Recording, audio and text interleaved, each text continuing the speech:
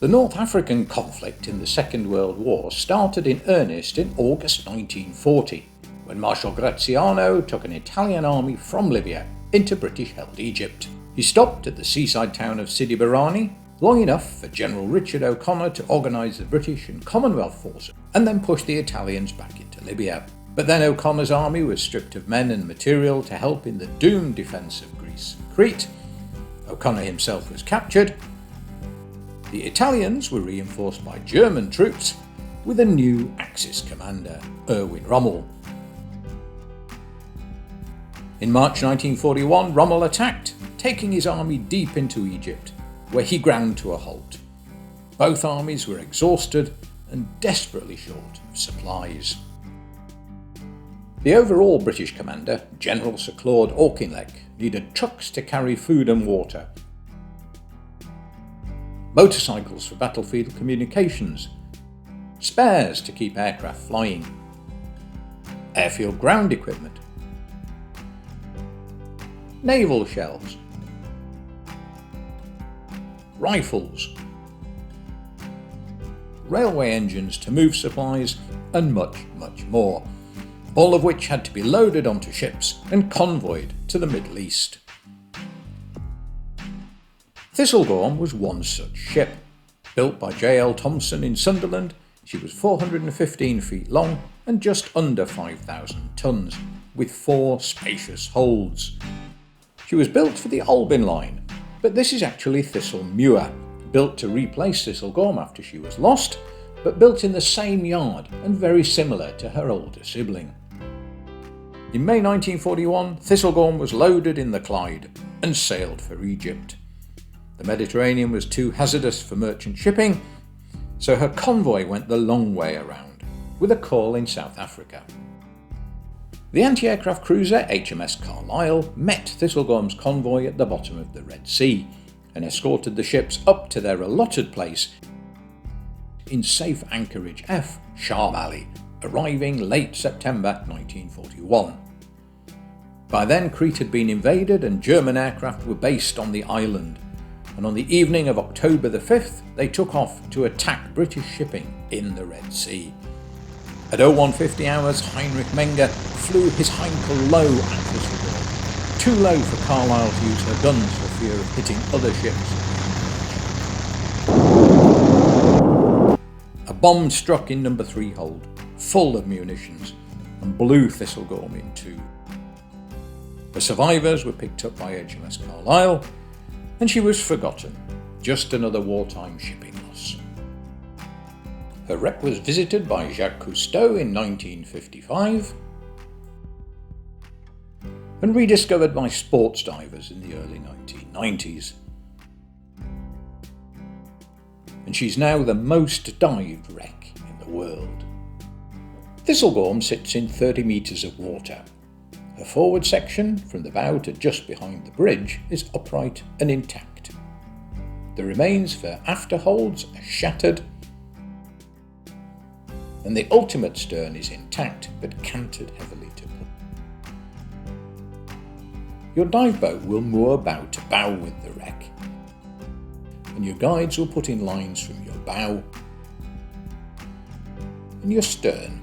Exactly where does vary, but there'll be one from your dive deck to the wreck and at least one forward line. Be aware that there can be a number of boats and a lot of lines on her. The current here runs diagonally across the wreck, and it can be fierce. It's tidal, so it runs one way, dwindles to nothing, then runs the other, and repeat. Your guides will check the current before each dive.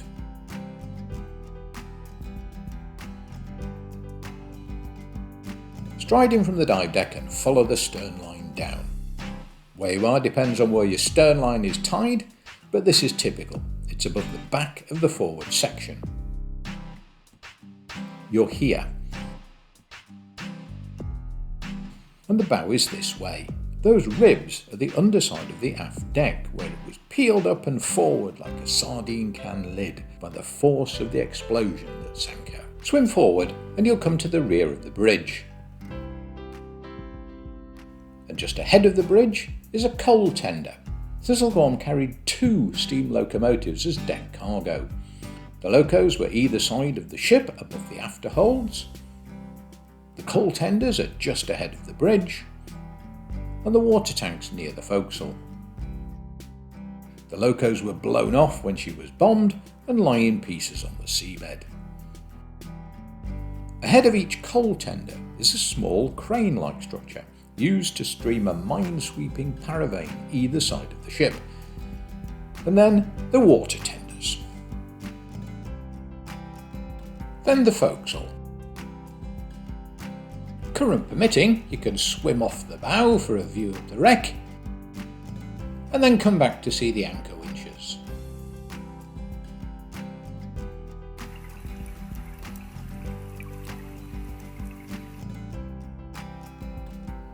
Then you're swimming back down the opposite side, and we'll pass the water tender and paravane crane. Between the rolling stock on the centre line of the wreck is this deckhouse, with cargo handling booms and winches and the collapsed foremast.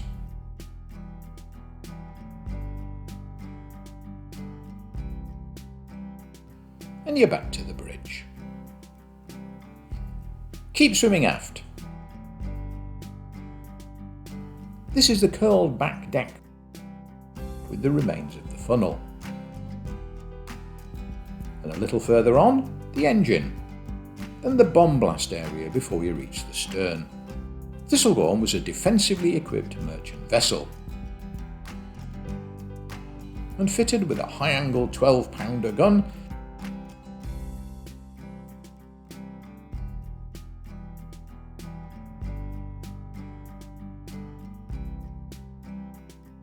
and a 4-inch low-angle gun.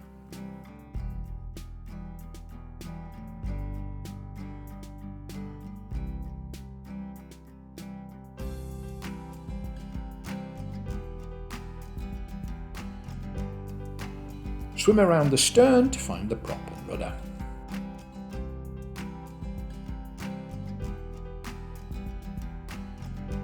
When you end a dive on Thistlegorm, please come up a line, preferably to your own boat, but any line if not.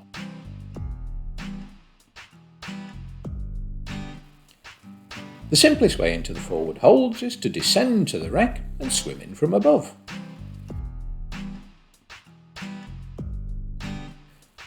Or you can swim down to the curled back deck and enter here, under the deck on the port side. You'll see this wheelbarrow with a door to the right,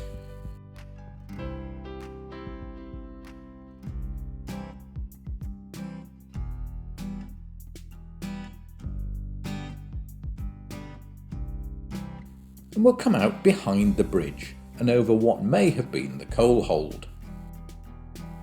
Continue across to your right and you'll find this Bedford truck. Go left,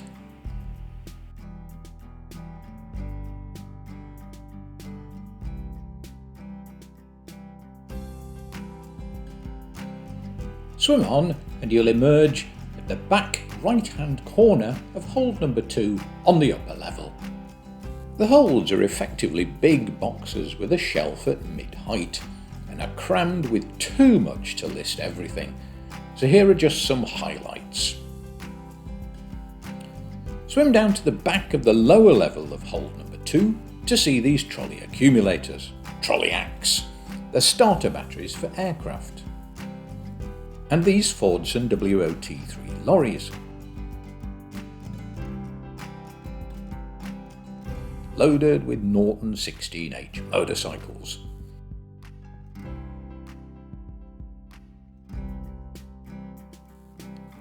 Swim forward into the centre of the hold, and these are Bristol engine cowlings used on Lysander and Blenheim aircraft.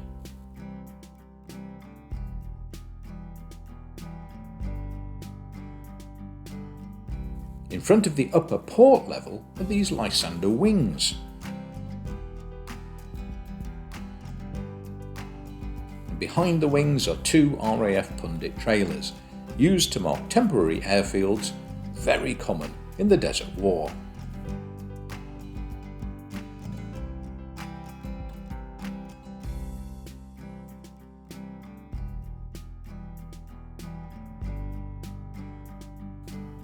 Cross back to the starboard side on the upper level and swim forward over a series of Morris CS1130 trucks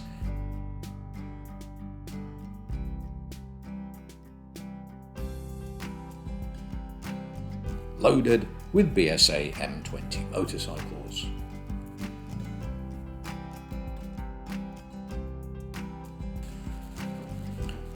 Keep swimming forward and you'll pass into number 1 hold. This pair of Morris CS8 trucks are halfway along the starboard side, upper level. At the front of the hold on the right side, upper level, is this Albion BY3 FBE truck. There are more Albion lorries nearby.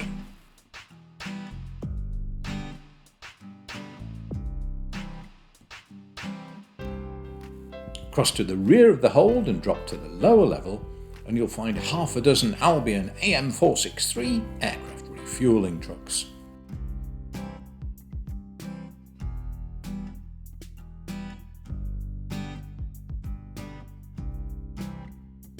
You'll find these cased short magazine Lee Enfield rifles scattered throughout the lower deck,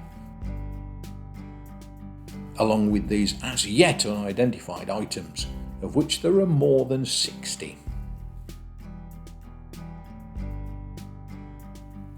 When you're ready, you can just swim up and out. And swim through the forecastle perhaps.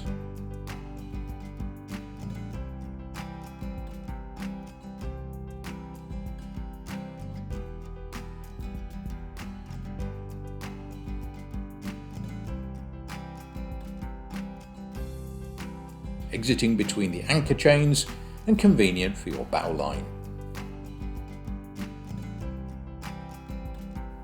Or head back to the bridge, where you can enter through this forward bulkhead or either side of the upper level, or from the rear. There isn't much inside the bridge. A central hatch allows access up or down. There's a bath on the lower level and the captain's bath and toilet on the upper. Below the bridge is a galley and the ship's meat locker.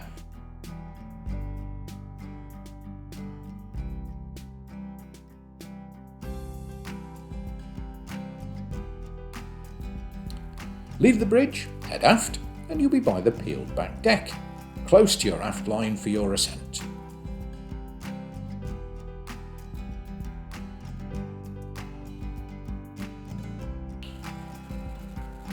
Descend to the starboard side of the wreck, swim between the coal tender and paravane crane and drop over the side to the starboard loco.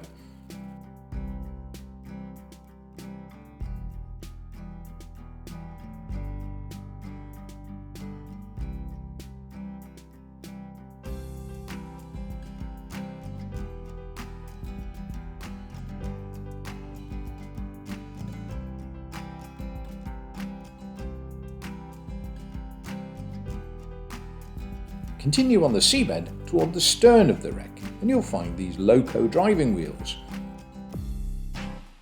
They're here. Then cross back to the wreck,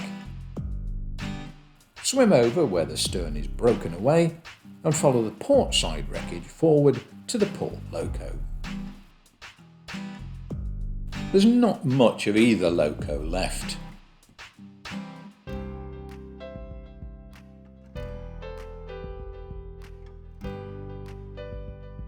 But their boilers can be found further out.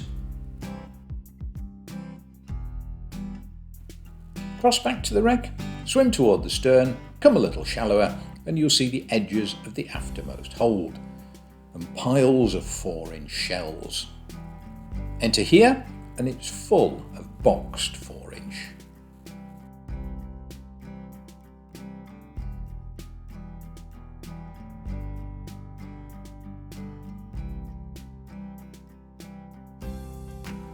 Swim out and up to your right to find these 15-inch battleship shells. They weigh almost a ton each and they're still live, like all the shells on the wreck.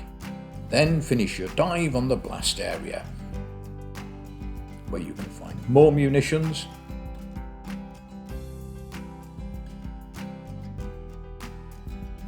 universal carriers, and lots extra.